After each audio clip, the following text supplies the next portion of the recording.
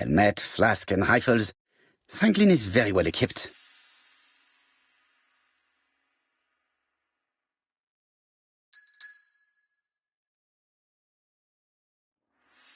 Gentle and wild.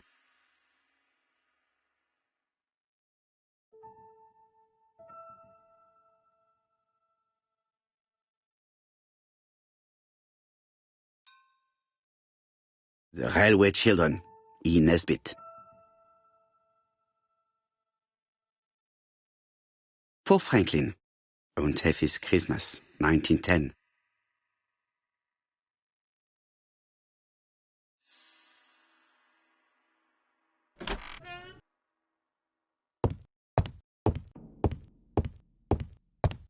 I am not going to leave campsite now. I still have some things to do. I've finished with this subject.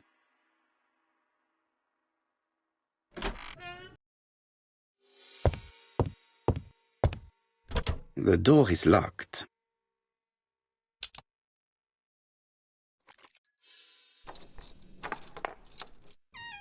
This unit contains the medical records for Sir Carmichael Clark's patients. Let us study them closely and see if there are any familiar names. Lots of dust. The records from E to Z have not been touched for years. No known names. Disappointing. No dust on the records from A to D. They've been handled recently. No known names. Disappointing.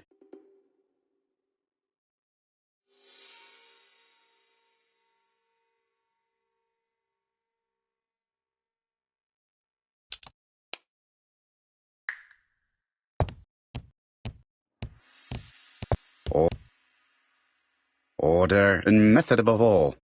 Let us finish examining the mansion while no one is around. Sir Carmichael's collection could rival that of a major museum.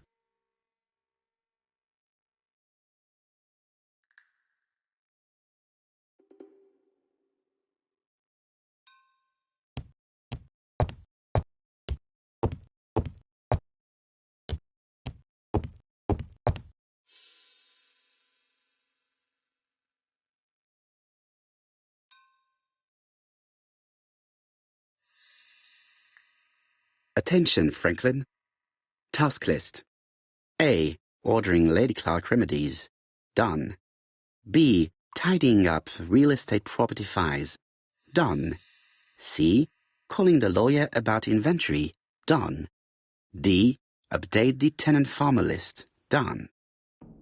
E. Update land rent accounting. Done. F. Ordering a restock of arsenic. Done. P.S. I have left on the living room table some of my things I don't want to keep. The locket and the dagger. I am sure you know why. Thora.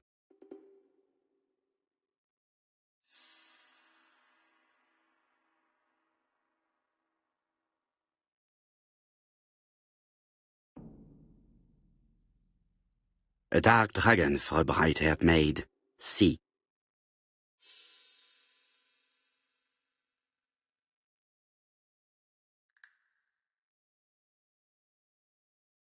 I've already seen similar daggers.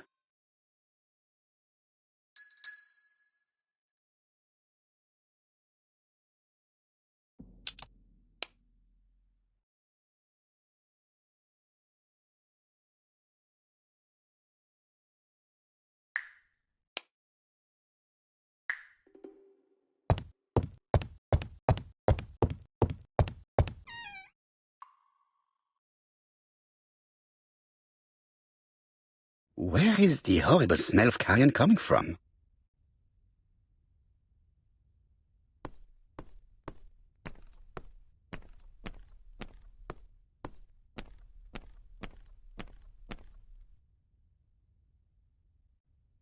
Tut-tut. The gardener does not follow the alignment. There, that's better. It is symmetrical. Brown pellets. Revolting. Brown pellet. Revolting. There, that's better. It is symmetrical.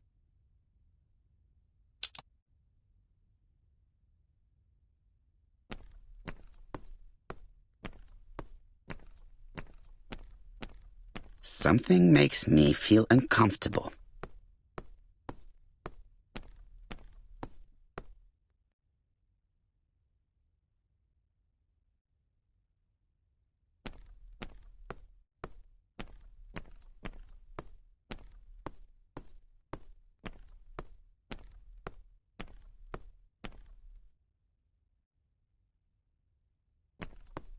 This wisteria is in full bloom.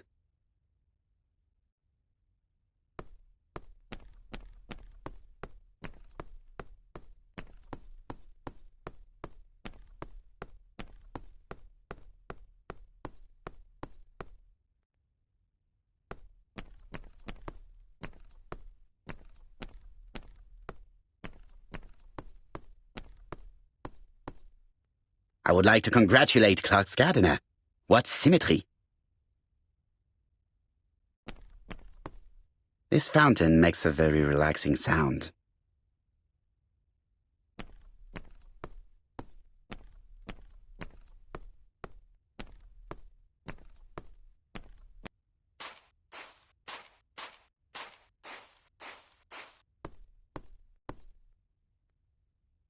It was probably the gardener who lit this fire. Look here. I wonder if someone wanted to get rid of these papers. This object will probably be useful to me. Let us now try and get our brain cells to work.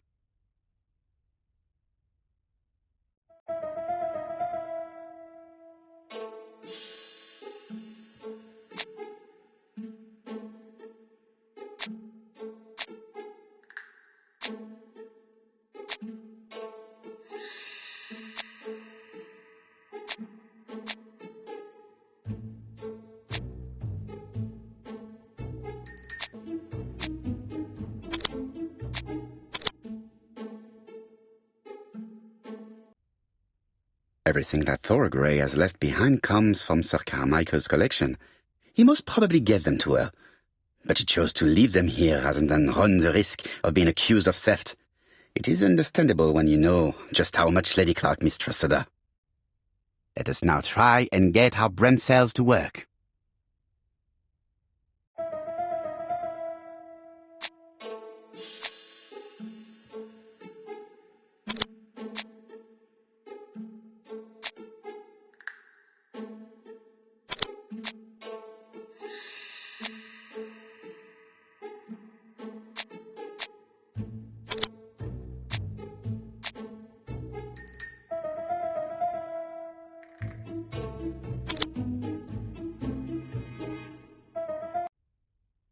Thorogray had no reason to kill someone who only had few months left to live.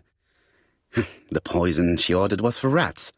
The gardener must have made good use of it, considering the stinking remains on the path, not far from the property. I've finished here. I must put the skeleton key back and inform Hastings that I'm returning to London.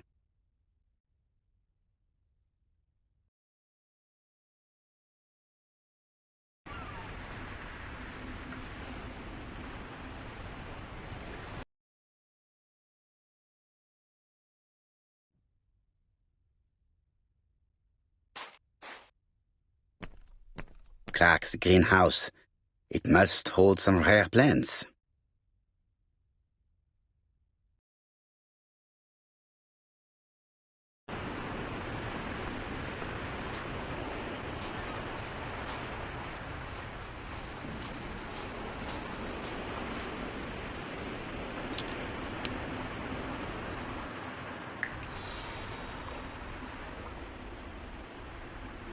May you have peace, Carmichael.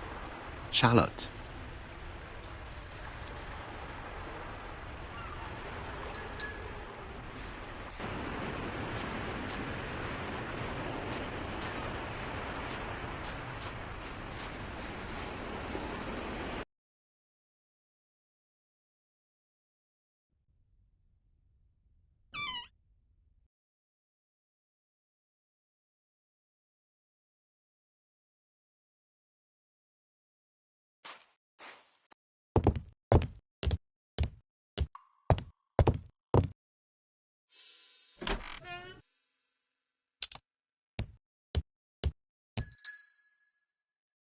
If someone has tried to get rid of these documents, they may be important.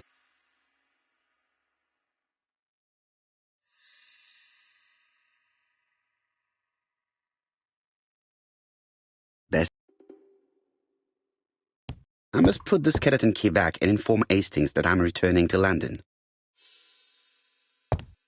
I must put the skeleton key back and inform Hastings that I'm returning to London.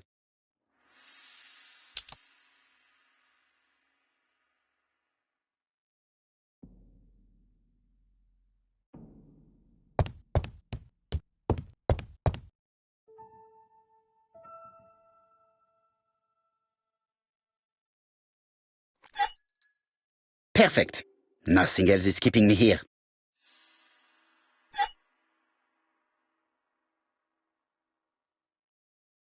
Hello, Hastings? I have finished in Sherstone. I will take the first train. Tell me, do you know how to restore writing on a burnt document? Yes, you just have to soak a cloth with a hydrochloric acid solution and rub the sheet of paper. Then the characters appear. Bien.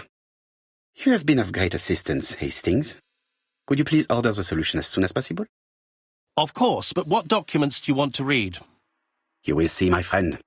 À ce soir.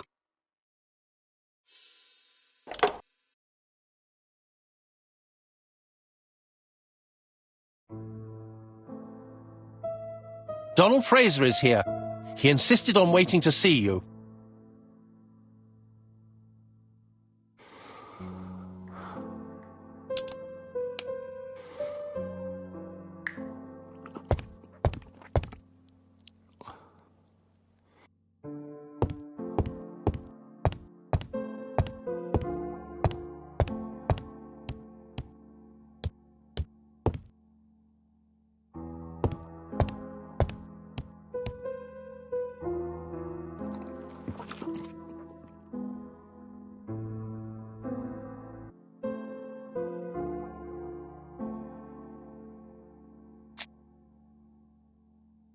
This man is tired.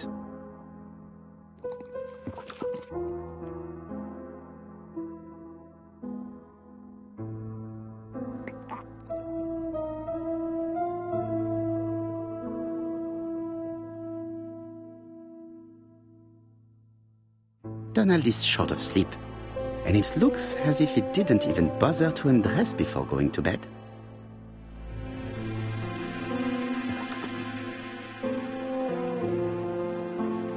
Mr. Poirot, I don't know why I'm here.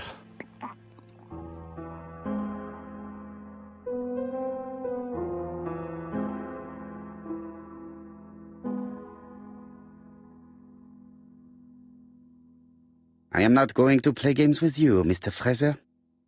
You don't understand me. Mr. Poirot, since Betty's death, I've doubts about myself. I don't know what to do. And I keep having a horrible dream 3 nights in a row.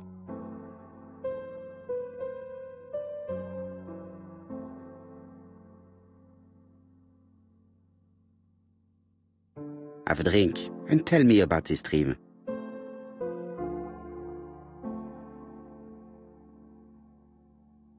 It's always the same. I'm on the beach with Betty. I grab her around the throat and I squeeze and squeeze until she's dead. Her head falls back and I see that it's no longer Betty. It's Megan's face. Have you seen Megan Barnard recently? Yes, our grief has brought us together. I never really knew her before. She's really quite a remarkable girl. But I would never tell her about my dream. Why not? Is it her you are attacking in your dream? No, it's Betty. And once Betty is dead, it's Megan's face that appears in its place. Very interesting. Let us now try and get our brain cells to work.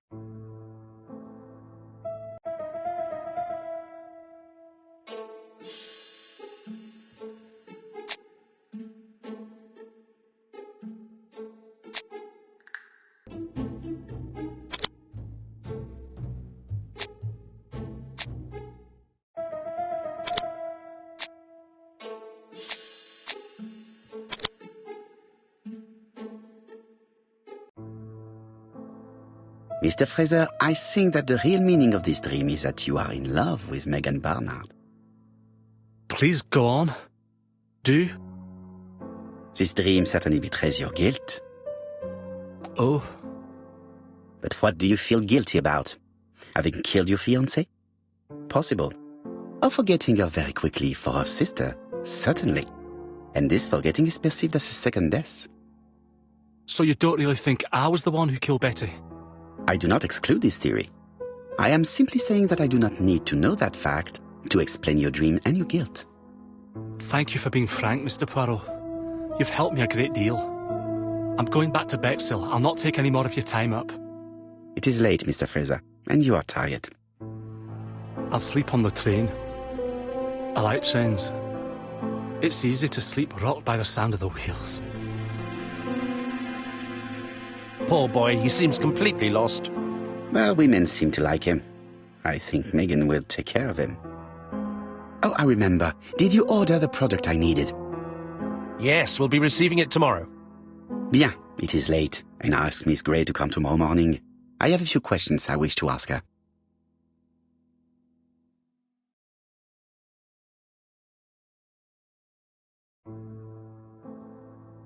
Mademoiselle, I asked you here in order to answer a very important question.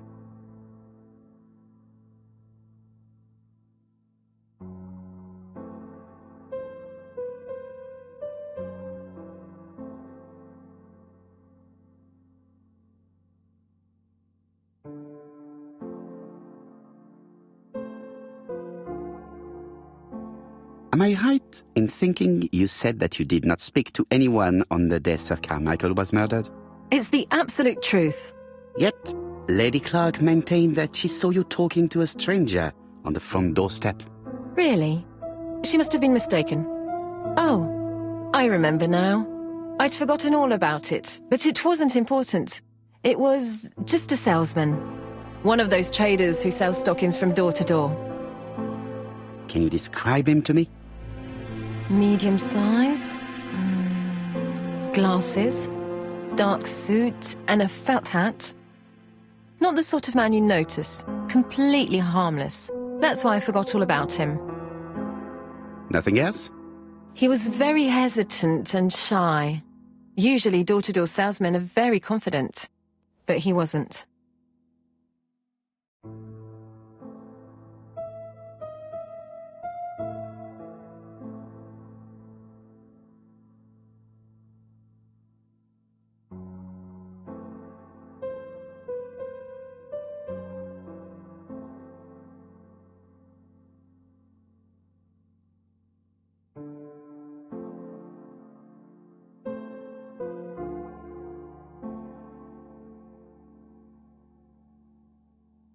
You did not leave Churston willingly, I believe. I don't wish to lie. Lady Clark did not appreciate my presence. And Franklin could not go against the wishes of a sick lady. He is a good man, and he worries a great deal about his sister-in-law. I noticed that you left some personal belongings behind at Churston.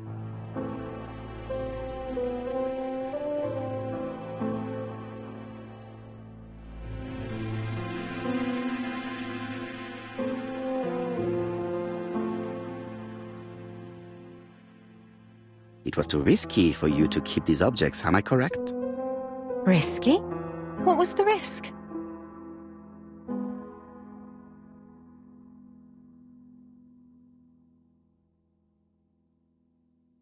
It would have been really risky keeping the murder weapon on you. The Chinese dagger. It would have broken with the first blow. I used it as a letter opener. Bien. I must ask you one last question. Please reply frankly with either yes or no. If Lady Clark had died, would you have agreed to marry Sir Carmichael if he'd asked you? How dare you ask such a question? Sir Carmichael treated me just like his daughter.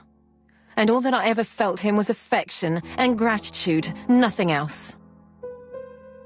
Thank you, mademoiselle. I will not keep you any longer.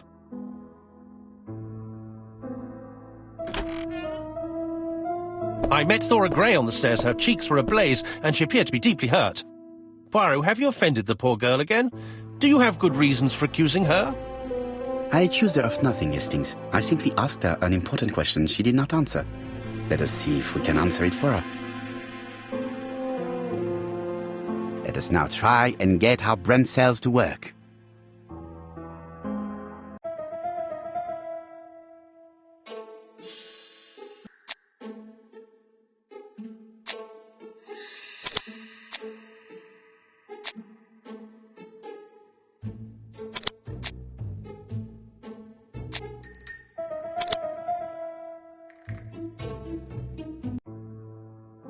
You must know how to read between the lines, Hastings. When Sir Carmichael refers to paternal affection, he is lying to himself. Read this engraving on the brooch. A dark dragon for an angel with glossy hair. These are the words of a lover, not a father. Lady Clark was not wrong. What if Sir Carmichael had fallen in love with his secretary? That doesn't mean that she forced him to do so. True, there are extenuating circumstances. She is a penniless orphan. But she is calculating. Just look how she avoided it when asked if she would have married Clark. I see. You think she seduced Sir Carmichael for her own gain, and that now she is doing the same with his brother. Poirot, your world is a very dark place. Do not get carried away, mon ami. We have another more important matter to settle. Really? Yes, would you believe that Miss Grey taught me something new? Let us now try and get our brain cells to work.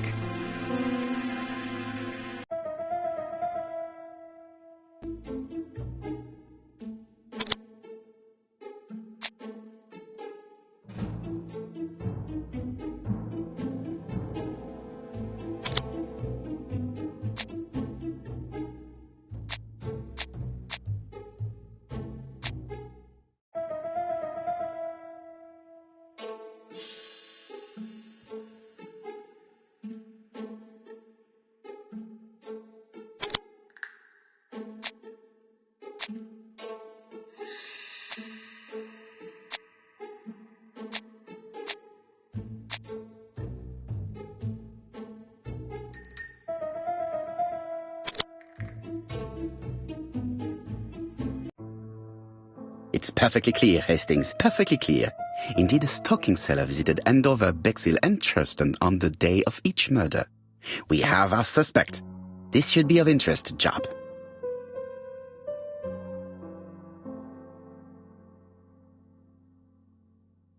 Ah, some cool hair.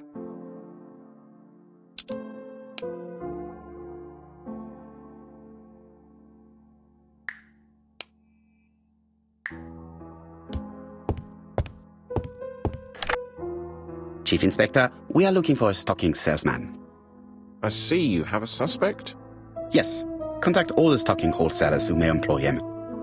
Your suspect is a salesman? No, he does not take orders. He sells door to door. Right. The hunt is on.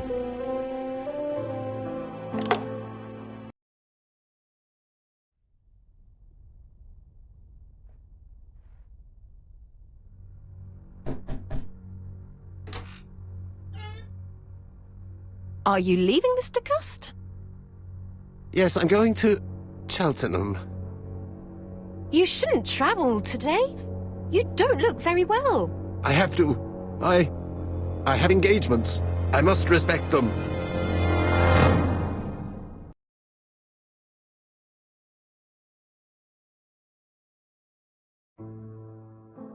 Can you get the post, Hastings? And why don't you go and get it yourself? Très bien. What's going on? I've never known Hastings to be so disagreeable.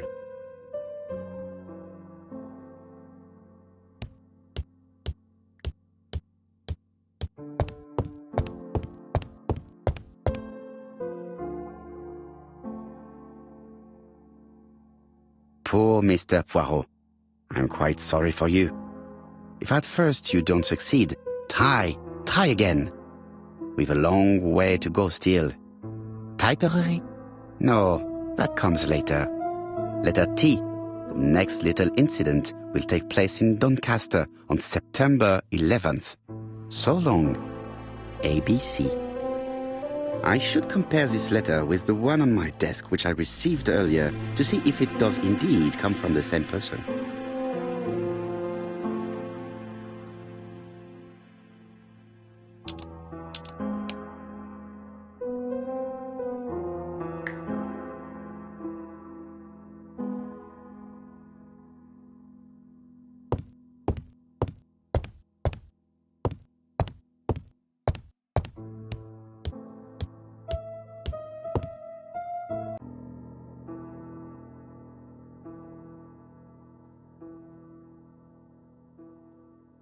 Let us examine this more closely.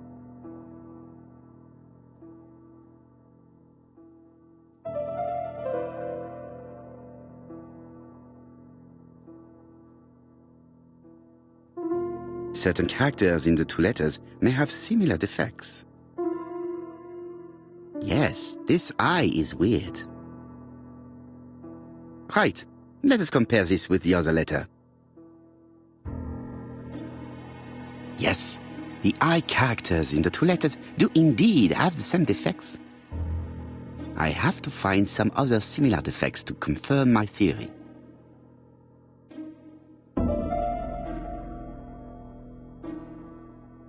Let us examine the characters in this word. Let us examine the characters in this word. Let us examine the characters in this. Let us examine the. Right. Let us compare this with the other. I don't see anything in particular. Let us look at another word. Let us examine the characters in this word. Right. Let us compare this with the other letter.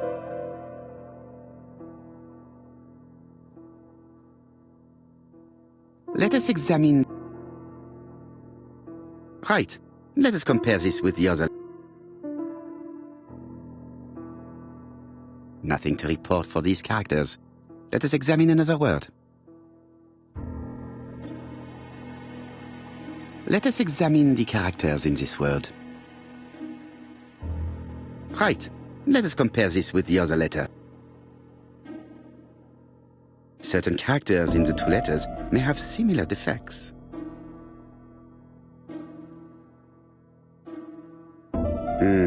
The W is not printed properly. However, the characters in the two words do not match.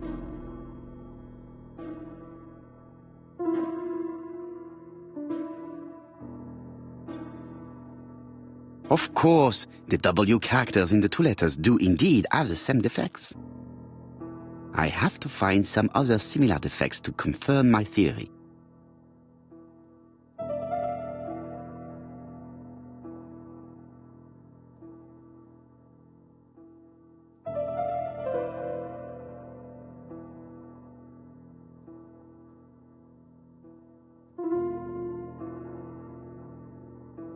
Let us examine the.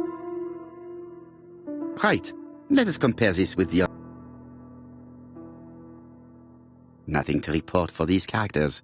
Let us examine another word.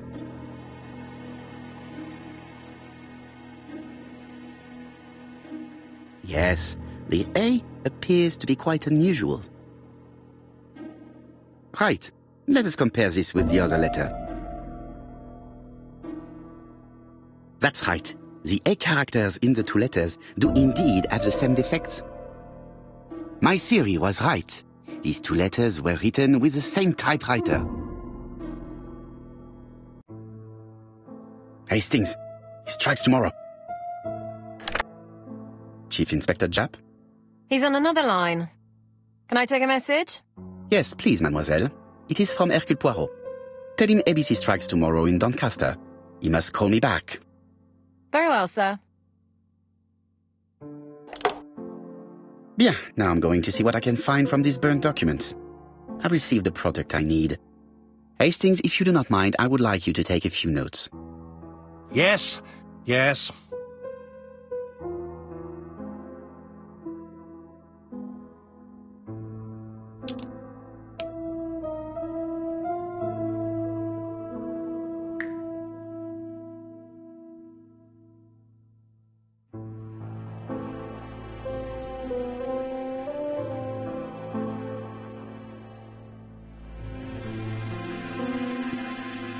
Sometimes small things trouble great men.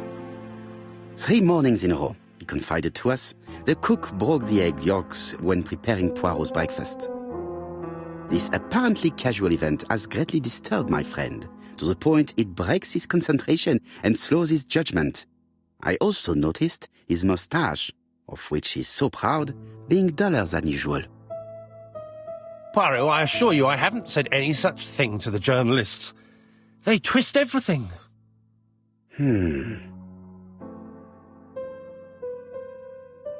Royal Mathematical and Statistical Society's Bulletin, September the 9th, 1935. The Alphabet Murder, a methodical madman. It's highly probable that the alphabet murderer will kill again. Could we possibly estimate the number of victims in his next? Yes, and it is easy. As soon as we know the ratio of towns, cities and villages whose names begin with a D and the ratio of English people whose names are spelled the same. On the one hand, the ratio of towns, cities and villages in England with a name starting with D, and on the other hand, the ratio of English people with a name also starting with D. After this initial calculation, it is easy to deduce the likelihood of actually being murdered if you belong to the target population. Go to the last page to find our results and details on the calculations.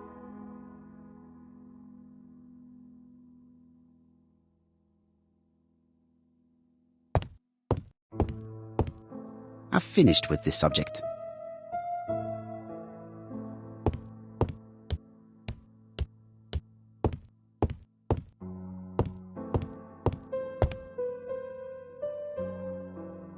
So, how are you getting on? I'm ready to take notes.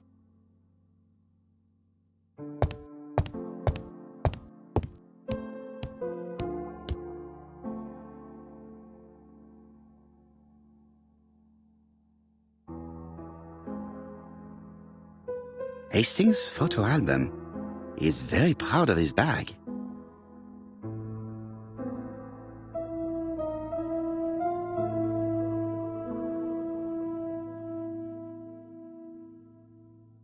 Churston, Devon, population 500 inhabitants. Hourly of trains. London, Churston. Trains of evening. London, 6:45 p.m. Newton.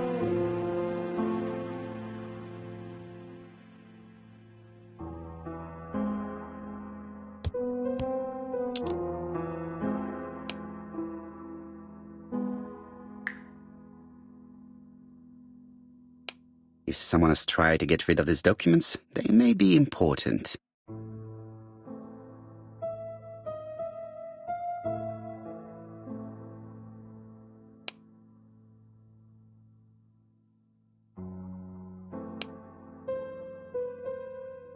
If someone has tried to get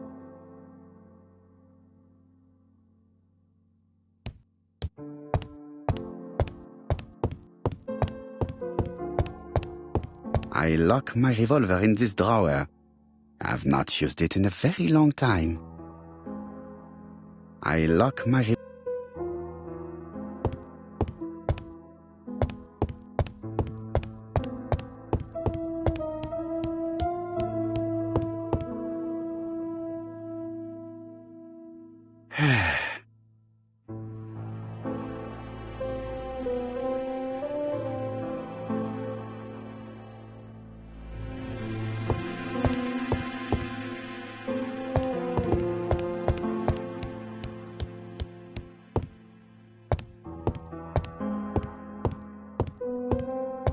Now, down to work. What of this needs putting in order a little?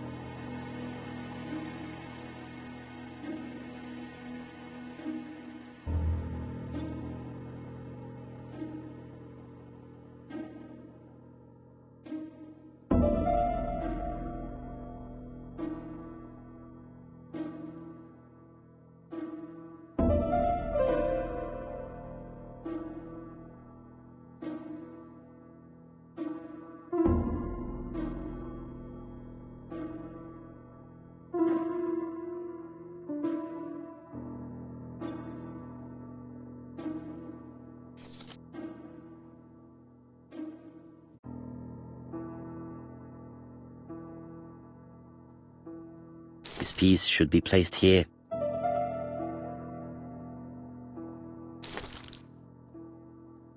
I think that this is right.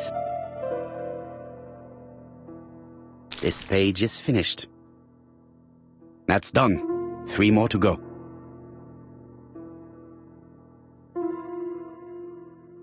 This page will be reconstructed.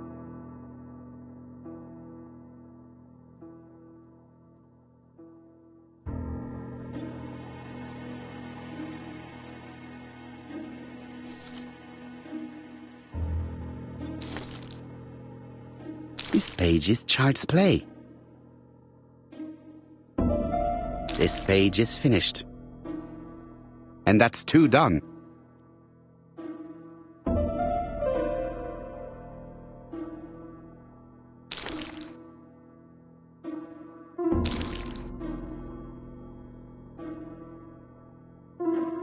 I think that this is right.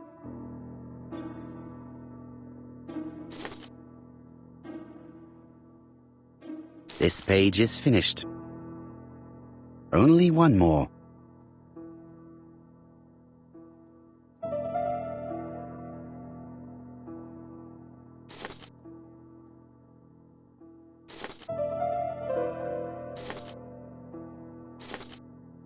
This page is finished.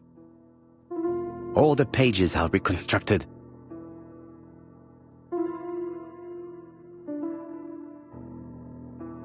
A dry cloth. A dry cloth.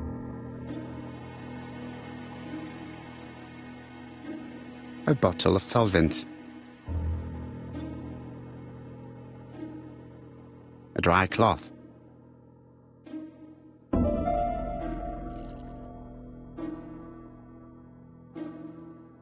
The cloth is now soaked with solvent.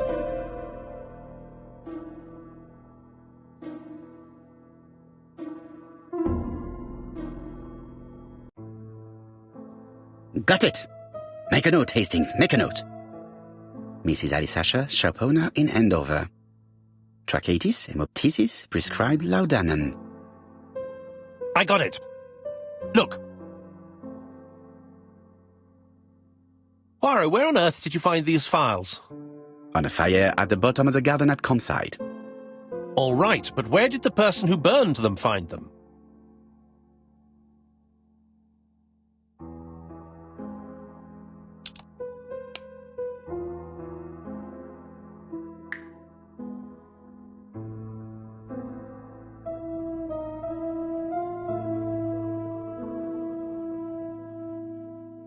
Alice Asher, shopkeeper in Andover. Tracheitis, hemoptysis, chronic cough with loss of blood. Prescribed laudanum-based cough medicine. Betty Barnard, waitress in Bexhill. Chronic bronchitis causing dysphonia. Advised to stop smoking. Alexander Bonaparte Cust. War wounded, mustard gas and head trauma. Pulmonary emphysema. Hemoptysis. Coughing fits with blood. Suffers from absences and amnesia. Dick. Let us now try and get our brain cells to work.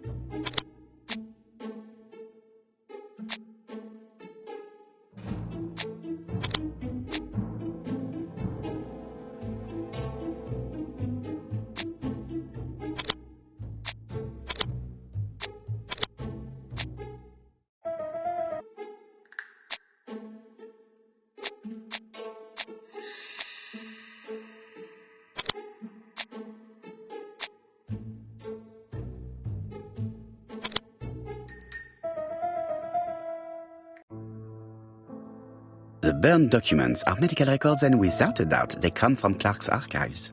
First of all, because all the patients have throat conditions.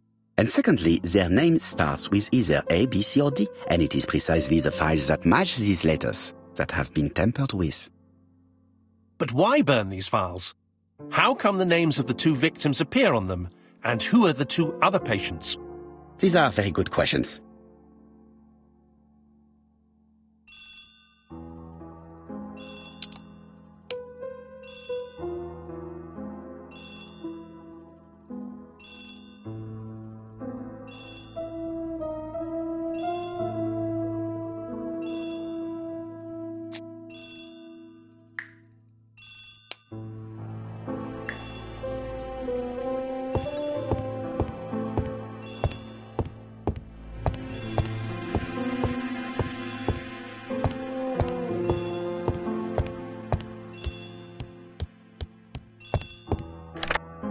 Hello, Poirot?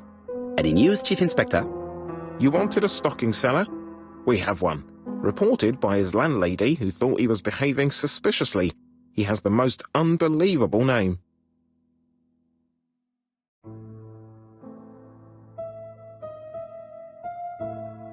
Alexander Bonaparte Cust. Yes, Alexander Bonaparte Cust? How did you guess? Poirot, you have magical powers. It's a serious lead. I called Doncaster. A person matching Cust's description has been seen at the station. He got off the train from London, but after that, nobody knows where he went.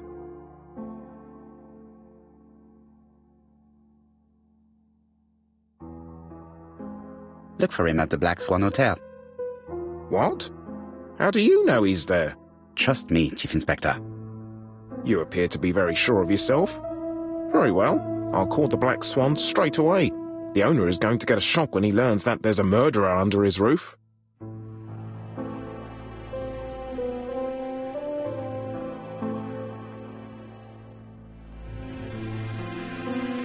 Do your best, Jap.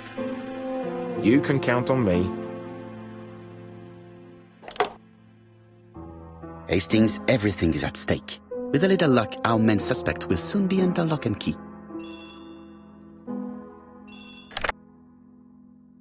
So, has Cust been arrested? Yes, the Doncaster police are sending him by train. That is good news. But why so gloomy, Chief Inspector? Well, when I told the hotel owner that he was sheltering a murderer, he collapsed. He's dead?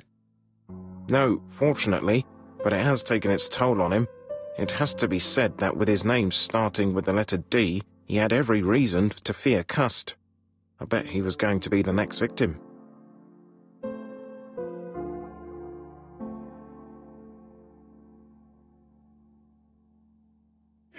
Chief Inspector, I believe that I share responsibility for this incident. What do you mean? I saw Mr. Dunbar's medical records. His heart was weak. I should have warned you. It's very honest of you to tell me that, Poirot. I appreciate your gesture. Please keep me informed of his progress. You can count on me. I'll do what's needed. I will visit him at his bedside when the killer is caught. That's typical of you, Poirot. We should focus on the next part of the investigation in order to avoid other incidents. While we're waiting to question Cust, we could search his room in London. Where does he live? The Marbury Guest House. I'll see you there. Yes, but start without me. First of all, I have to sort out a few details for Cust's transfer. I understand. À bientôt. Hastings, we are making good progress. Please go and search the room of our number one suspect. With pleasure. I did have a dentist appointment, but I'll cancel. The dentist. So that is why you were so nervous and bad-tempered. A visit to the dentist is never an enjoyable prospect. But an unavoidable one. Go to your appointment, Hastings. I will manage on my own.